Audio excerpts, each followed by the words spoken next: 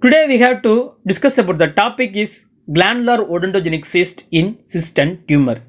The glandular odontogenic cyst, it is usually long and multilocular and solitary cyst. It is a odontogenic cyst. What is odontogenic cyst?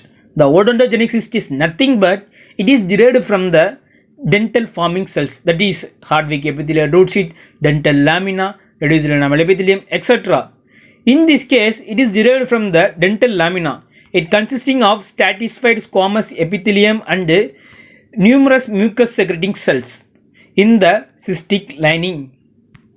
It is also known as odontogenic cyst, odontogenic cyst, because the numerous mucus secreting cells is present in the cystic lining. So, lumen of the lining epithelium, which is called as odontogenic cyst, has many similarity to the lateral periodontal cyst in radiographically, because it is located in the lateral part of the roots. This is a granular odontogenic cyst. It is located in the lateral part of the root. At the same time, it is a lateral periodontal cyst. It is also located in the lateral part of the root. So histologically it is similar. It also resembles like mucoepidermal carcinoma, because it contains presence of both secretory elements and non-keratinized epithelium. In mucoepidermal carcinoma, usually consisting of secretory elements and non-keratinized epithelium. At the same time, here also this is contain secretory elements and non-keratinized epithelium. So it is resembles like mucoepidermal carcinoma. Clinical features: it is located in the anterior mandible areas are most commonly affected, and it is very slow progressive and painless, sometimes locally destructive.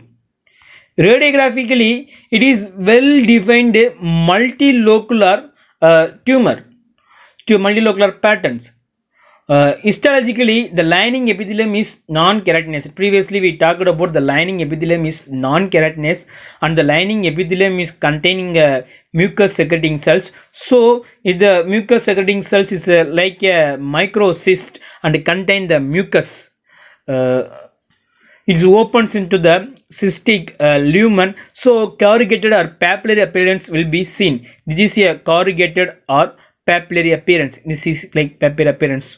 Once again I tell about that it is a lining epithelium consisting of non-keratinized stratified squamous epithelium. At the same time, the lining epithelium consisting of mucus secreting cells, that is a microcyst, contain that mucus. Sometimes this presence of mucus secreting cells or microcyst leads to the formation of the corrugated appearance or papillary appearance. It is located in the lumen area. Sometimes the lining epithelium is cuboidal or columnar.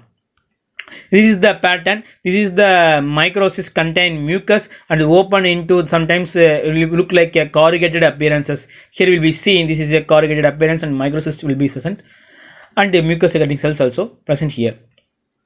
Occasionally, the epithelium look like reduced enamel epithelium. The reduced enamel epithelium is nothing but it is present on the erupting tooth surface.